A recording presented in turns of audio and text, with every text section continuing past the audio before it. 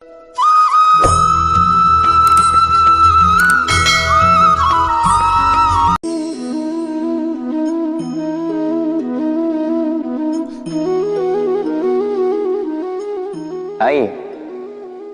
आज आपको एक कहानी सुनाता। एक बार एक नेत्रहीन व्यक्ति गया मंदिर ईश्वर के दर्शन प्राप्त करने। अब जब वहां उपस्थित लोगों को यह ज्ञात हुआ कि यह व्यक्ति नेत्रहीन है, तो कुछ लोगों ने उसका उपहास उड़ाना प्रारंभ कर दिया। वो जिसकी स्वयं की दृष्टि ही नहीं, क्या करने आया होगा यहाँ? कदाचित ईश्वर से शिकायत करने आया होगा कि क्यों आपने मुझसे मेरी दृष्टि छीन ली। किंतु इन सभी बातों से उस नेत्रहीन व्यक्ति ने स्वयं को पीड़ित नहीं होने दिया। वो मुस्कुराया और उसने केवल एक बात कही, माना कि मेरे भाग्य ने मुझसे मेरी दृष्टि छीन ली, किंतु मैं अभागा नहीं, क्योंकि मेरा ईश्वर वो मुझे देख सकता है।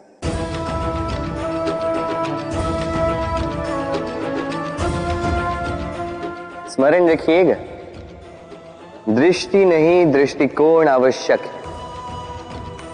यदि आपका दृष्टिकोण शुभ हो तो अशुभ में भी शुभ स्वयं दिखने लगता है और मन प्रसन्न होकर कहता है, राधे राधे।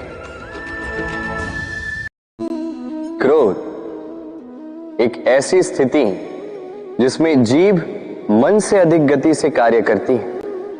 लालच वो मनस्थिति जिसमें स्वार्थ करुणा से अधिक गति से कार्य करता है। प्रतिशोध जिसमें व्यक्ति दूसरों से अधिक स्वयं को हानि पहुंचाकर सुख पाता है। और ईर्ष्या जिसमें व्यक्ति स्वयं के अस्तित्व को ही खो बैठता है, कुछ और ही बन जाता है। दूसरी ओर आनंद वो स्थिति जिसमें आत्मा शरीर से अधिक प्रसन्न होती है। और प्रेम वो परम भाव जिसमें हमारा दुख सब में बट जाता है और सबका सुख हम में आ जाता है। तो आपको क्रोध, ईर्ष्या, लालच और प्रतिशोध में रहना है या आनंद में रहकर प्रेम से ये जीवन व्यतीत करना है? निर्णय आपका है, क्योंकि मैं तो अपना निर्णय कब का ले चुका। राधे राधे। यदि जांचने जाओ तो ऐसा कोई रत्न नहीं जिसमें कोई खोट ना, किंतु यदि मन में बसा तो प्रत्येक रत्न हमारे लिए सर्वश्रेष्ठ। यदि परखने जाओ तो संसार में ऐसा कोई जीव नहीं जो सर्व से अधिक विषैला, किंतु यदि मानो तो ऐसा कोई जीव भी नहीं जो सर्व से अधिक सरल हो, जो केवल अपने पथ पर चलता है, जानकर किसी को हानि नहीं पहुंचाता। उसी प्रकार मनुष्य,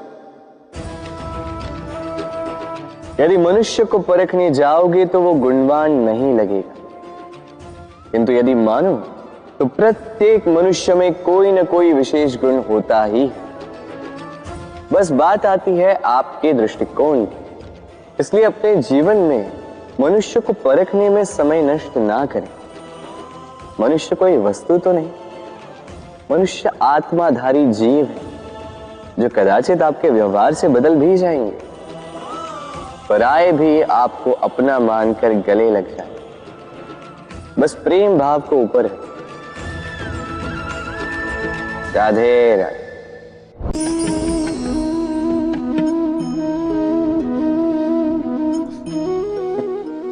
इस पात्र का महत्व हमारे जीवन में हम भली भांति जानते हैं। गर्मी की ऋतु में ये हमारी प्यास बुझाता है, शीतल जल को जैसे अमृत बनाकर हम तक सौंपता है। किंतु इस पात्र को बनाया कैसे जाता है? क्या इस प्रक्रिया के विषय में आपको ज्ञात है? सर्वप्रथम कुम्हार स्वयं के पैरों से माटी को गूंथता है, मथता है, फिर उसके पश्चात उसे एक चाक पर चढ़ाकर घुमाता है, फिर उसके ऊपर बाहर से प्रहार करता है और साथ ही भीतर से सहारा भी देता है ताकि ये मटका टूटे। फिर अपनी ही बनाई रचना को जलती हुई भट्टी में छोड़ देता है तपने के लिए, और उसके पश्चात शीतल जल देने वाला ये पात्र हमें प्राप्त होता है।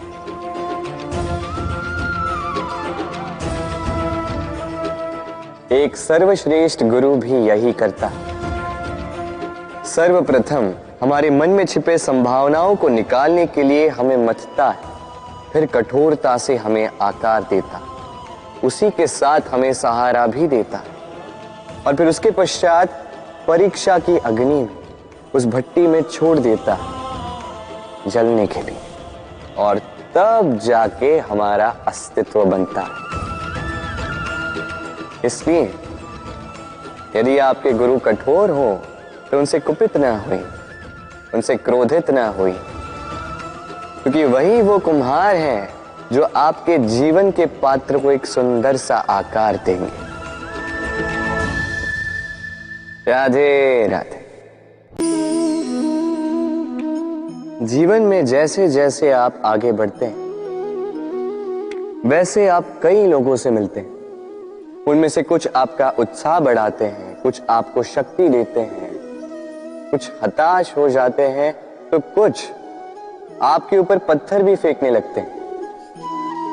ऐसे में हम में से अधिकतर लोग क्या करते हैं? दूसरों के कर्मों के कारण स्वयं विचलित हो जाते हैं, क्रोधित हो जाते हैं उन पर, उनसे लड़ते हैं, उन्हें कोसते हैं, प्रतिशोध की भावना लेकर उन्हीं के फेंके हुए पत्थर पुनः उन्हीं के पास फेंकने का प्रयास करते हैं। किंतु इससे होता क्या है? यह है आपका लक्ष्य, यह है आपकी राह। अब इन सारी बातों के कारण आप यहीं रुककर इनका सामना करने लगते हैं। इसमें सफलता तो प्राप्त हुई, किंतु आपको नहीं। उन लोगों को जिन्होंने आपको रोकने की मंशा से आपके ऊपर पत्थर फेंकना प्रारंभ किया था, यदि उसके बदले उन पत्थरों को इकट्ठा करके आप अपना एक घर बना लें, तो आप पर पत्थर फेंकने वालों की संख्या धीरे धीरे कम होती जाएगी। आप भी अविचल होकर अपने लक्ष्य की ओर आगे बढ़ पाएंगे। तो आलोचना से लड़कर स्वयं का समय व्यर्थ करना चाहते हैं या अपनी लक्ष्य की ओर अपना ध्यान केंद्रित करना चाहते हैं? निर्णय आपका है। राधे राधे। जीवन में सभी आगे बढ़ना चाहते हैं, अपने लक्ष्य को प्राप्त करना चाहते हैं, सफलता पाना चाहते हैं, किंतु सभी ये नहीं कर पाते। फिर जुड़ जाते हैं उस प्रयास में कि ढूंढ ले वो कारण जिसके कारण ये असफल हुए। अब उसमें भी अधिकतर लोग गलत चयन कर जाते हैं।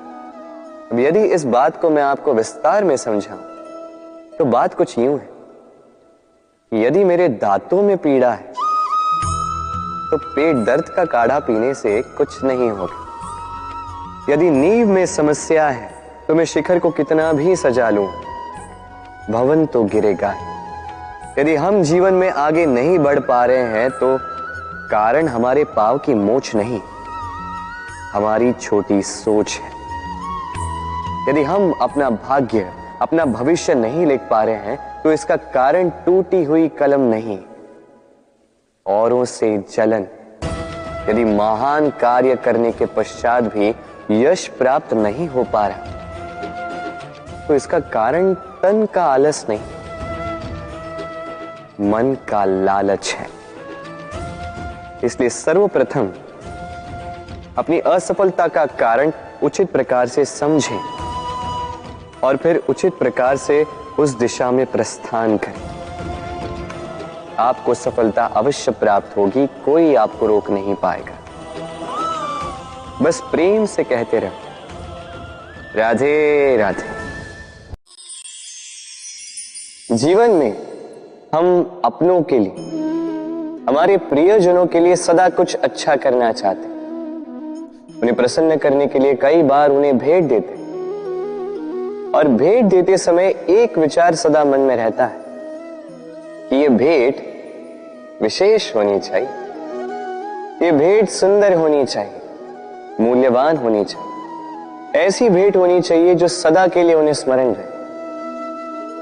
तो कुछ लोग चयन करते हैं उत्तम वस्त्रों का, कुछ लोग चयन करते हैं मूल्यवान आभूषणों का, किंतु क्या ये पर्याप्त? आप स्वयं सोचिए, कितना भी उत्तम वस्त्र क्यों ना हो, एक समय के पश्चात फीका पड़ने लगता, खराब होने लगता, फटने लगता। मूल्यवान आभूषण भी कभी न कभी चुरा लिए जा सकते हैं, सदा के लिए उन्हीं के साथ रहेंगे ये कदाचित संभव नहीं। तो फिर ऐसा क्या उन्हें दिया जाए जो सदा के लिए उनके साथ रहे? उत्तर है अच्छा समय। यदि आप किसी को उत्तम भेंट देना चाहते हैं तो उनके साथ उत्तम समय व्यतीत कीजिए, क्योंकि जैसे जैसे समय व्यतीत होता जाएगा ये पुराना नहीं होगा, ये सदा मन में जीवित रहेगा, और उन मुस्कुराहट के पलों को ना कोई उनसे छीन पाएगा ना ही चुरा पाएगा। तो आनंद के साथ समय व्यतीत करें और प्रेम से कहें, राधे राधे। जीवन में कभी कभी आपने क्या पा लिया, उससे भी अधिक महत्वपूर्ण यह है कि आपने क्या त्याग दिया। किंतु किन किन बातों से सावधान रहा जाए, ध्यान से सुनिए। जीवन में जब भी आप अपना लक्ष्य चुनो तो भ्रम से सावधान रहिए, क्योंकि वो आपके लक्ष्य को भटका देगा। जब यात्रा करो तो आलस्य से सावधान रहिएगा, क्योंकि वो आपको आपकी यात्रा पूर्ण करने देगा नहीं। जब भी न्याय करो तो मित्रों से सावधान रहिएगा, क्योंकि वो आपकी न्याय करने की शक्ति को दुर्बल बना देता। जब भी सफलता प्राप्त करो, घमंड से सावधान रहिएगा, क्योंकि वो आपकी सफलता को अधिक समय के लिए आपके पास टिकने देगा नहीं। और जब भी प्रेम करो, स्वयं से सावधान रहिएगा, क्योंकि मैं आपको कभी हम बनने नहीं देगा। राधे।